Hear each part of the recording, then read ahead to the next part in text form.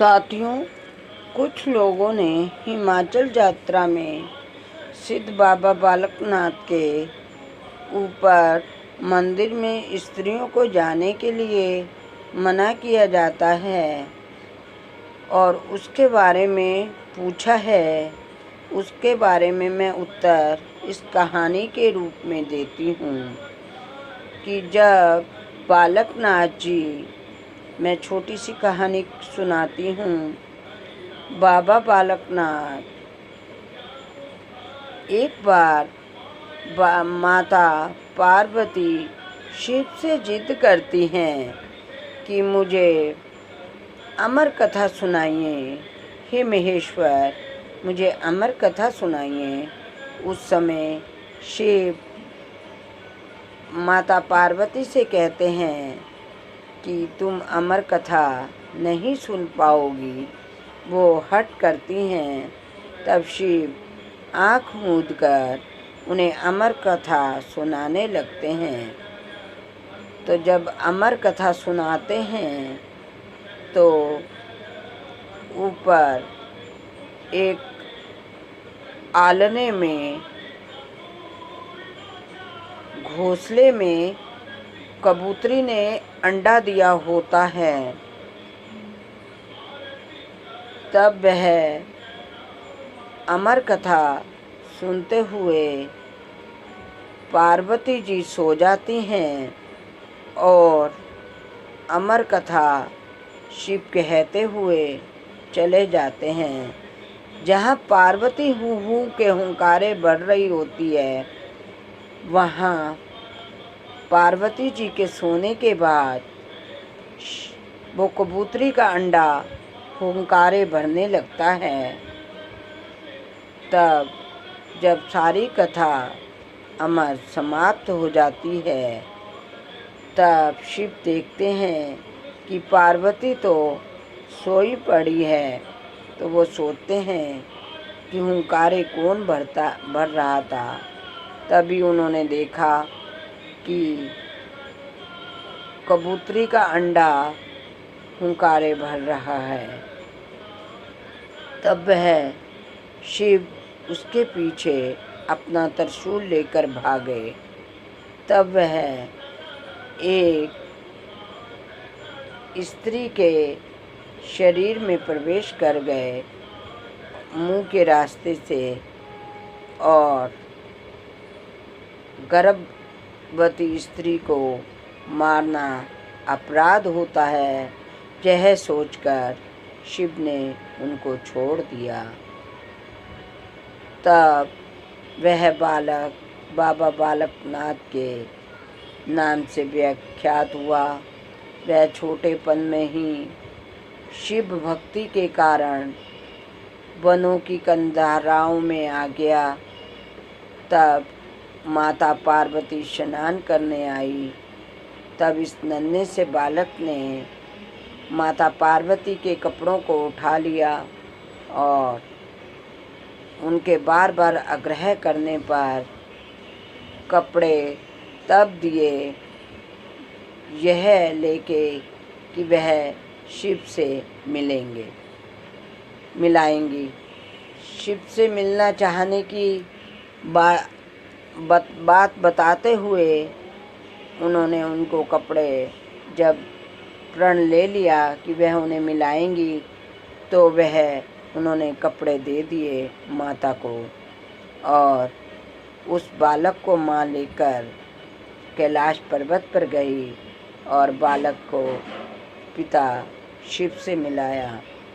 तब शिव ने उन्हें यति सती रहने का उपदेश दिया।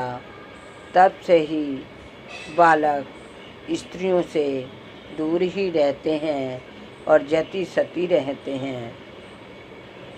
इसीलिए उनका नाम बाबा बालकनाथ शिव की देन से प्रख्यात हुआ, शिव नाम से प्रख्यात हुआ बाबा बालकनाथ। तो ये फिर माँ रत्नों के आकर वनों में रहते और उनकी माँ रत्नों की शाह तलाई पे गौएं चराते थे। इस तरह इनका भक्ति समय में 14 वर्ष बीत गए। माता उसको गौएं चराने की बजाय से उन्हें रोटियां देती और लस्सी पीने को देती थी। वो समझती थी माँ कि मेरी वजह से ये बालक पल रहा है।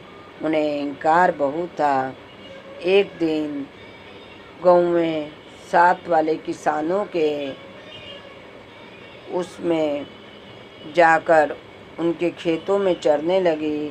तब वह किसान दौड़े दौड़े माँ रत्नों के पास आए और बोले कि ये तूने कैसा बालक रखा है जो सारा दिन खुद तो भक्ति में बैठा रहता है, हमारे खेतों का नुकसान कर गई हैं, हमारे खेतों को उजाड़ गई हैं। जब दिखाता है, वह किसान दिखाते हैं अपने खेतों को, तब माई रत्नों को बड़ा गुस्सा आता है और माई रत्नों उन्हें जाकर धुतकारती है कि मैं तुझे 12 बरस से लस्सी और दूध पे पाल रही हूँ, इसलिए कि तू मुझे दुनिया के ताने सुनाए। तब बालकनाथ मुस्कुराते हैं और पेड़ की खाल में चिमटा मारते हैं तो उसमें रोटियां उनकी 12 बरस की दर तय पे तय लगी हुई हैं बड़ के वृक्ष के। उसके नीचे एक कुआं है और उस कुएं पे चिमटा गाड़ते हैं तो कहते हैं ले माई अपनी 12 बरस की लस्सी और 12 बरस की रोटियां। यह कहकर वह वो फुलकारी मारते हैं और अलख निरंजन कहते हुए उड़ जाते हैं। तब उन्हें वहाँ आगे जाकर गोरख स्थान मिलता है। वहाँ गोरख गुरु से घेरते हैं और उनको मुद्रा डालने के लिए कहते हैं। वहाँ वह मुद्रा डालना पसंद नहीं करता।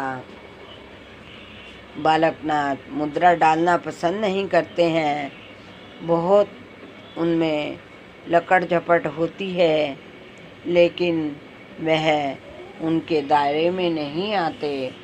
और गोरखनाथ जी कहते हैं कि ये बालक तू मुझे गुरु को धारण कर ले तू गुरु मैनू तारण बालिका, ते पाल मेरी मुद्रा वे। बालकनाथ जी कहते हैं नहीं यूं करना मैं गुरु तैनू धारण गोरखनाथ जी,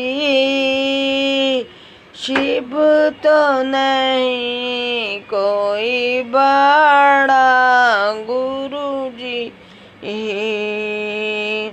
ना मैं नाम तेरा ध्याऊं ना मैं मुद्रा पाऊं जी,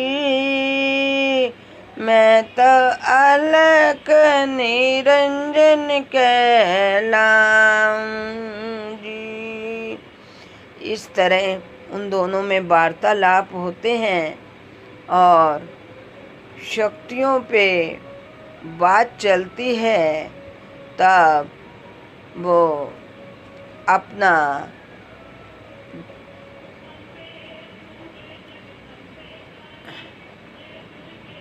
आसन ऊपर आकाश में उड़ाते हैं। कहते हैं कि मैं तुझे इस जहाँ से ऐसे नहीं जाने दूंगा, मेरा ये नीचे उतार के दिखा।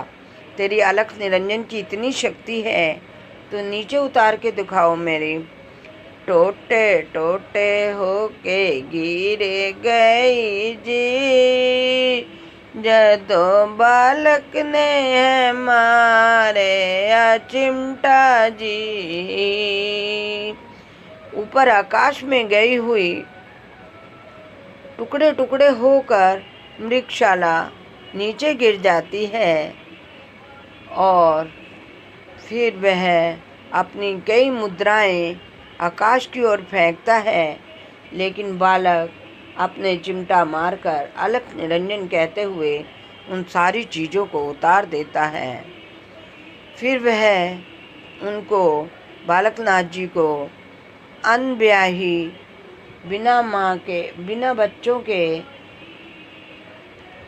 गऊ के पास लेके जाता है कि जो बिना ब्याही माँ है, इस गाय के थनों से दूध निकाल के दिखाओ। अलख निरंजन कहते हुए वह गाय के ढूंढ पे हाथ धरता है और उसकी नाभि अमृत को पर हाथ फेरते हैं। गाय में दूध की धाराएं बहने लगती हैं। सारे जो उनके चेले चमटे होते हैं उन सब को गोरखनाथ जी की सारे चेलों को दूध पिलाते हैं बालकनाथ जी और फिर वहाँ से चल देते हैं। इस तरह उनकी सब प्रक्रियाओं में खरे उतरते हुए वहाँ से चल देते हैं और वहाँ ऊपर जाकर जहाँ सिद्ध बाबा बालकनाथ जी का स्थान है, वहाँ ऊंचाई पर जाकर अपना भगवान शिव का नाम का स्मरण करने लग जाते हैं। एक बार कहते हैं कि एक स्त्री को बड़ा हठ हो गया बाबा बालकनाथ जी से मिलने के लिए। तब बहुत संतों ने उन्हें बहुत मना किया, पर वो हट करके चलने लगी। उन्हें इनकार था कि उन्होंने उनके लिए संगत के जाने के लिए सीढ़ियाँ बनवाई हैं और वो बाबा जी के दर्शन के लिए ऊपर जाने लगीं। पर बड़ी अनुमति, क्योंकि बाबा जति सती थे, इसलिए वह स्त्रियों के दर्शन करना नहीं चाहते थे। तब वह स्त्री हठ करने लगी, तो जब वह अपनी लहराती हुई फ्रॉक के साथ उस जीने से चढ़ने लगी, तभी उसने अपने आप को बिना वस्त्रों के पाया। कुछ ऊंचाई से नीचे रह गई और क्षमा याचना करने लगी। तब से यह सीढ़ियाँ बालकनाथ जी के मंदिर में पुरुषों के लिए मंदिर में अनिवार्यता है और स्त्रियों को वहाँ पर जाने की अनिवार्यता नहीं है। उनके लिए अलग स्थान है। उनके दर्शन के लिए वह छू नहीं सकती। जिस तरह शिव को छुआ नहीं जा सकता, हनुमान जी को छुआ नहीं जा सकता स्त्रियों का, इसी तरह बालकनाथ जी को भी छुआ नहीं जा सकता। इसलिए ये कथा यही प्रचलित है और स्त्रियां दूर स्थान से, मठ से, वहाँ जो जगह बनाई गई हैं स्त्रियों के दर्शन करने के लिए, वहाँ से दर्शन करती हैं। मंदिर में नहीं जाती। मंदिर में पुरुष प्रधान हैं, वे ही जाते हैं और बालकनाथ जी का संत वहीं से ही प्रसाद चढ़ाते हैं। वहाँ पर प्रसाद रोट का चढ़ता है, जो कच्चे दूध से बनाया जाता है, स्वादिष्ट होता है। सौंफ गुड़ डालकर बनाया जाता है। यही बालकनाथ जी की कहानी है, जो हिमाचल में बाबा बालकनाथ, सिद्ध बाबा बालकनाथ के नाम से जानी जाती है। इस कथा को वहीं प्रचार किया जाता है और जेठे इतवार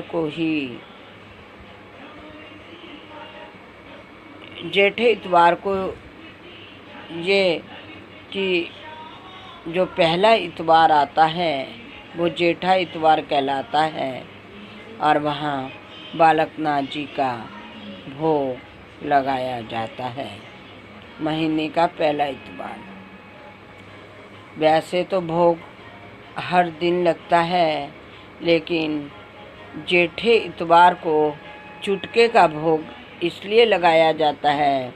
लोग चुटकी चुटकी आटा, दूध, गुड़ देते हैं और उससे प्रसाद बनाया जाता है। अब तो वहाँ बाजार लग गए हैं, इसलिए वहाँ ताज़ा ही प्रसाद मिल जाता है। प्रारंभ में प्रसाद घर से ले जाना पड़ता था, इसलिए लोग चुटकी का प्रयोग करके प्रसाद वहीं ले जाते हैं और भोग लगाते हैं। नमस्कार, धन्यवाद।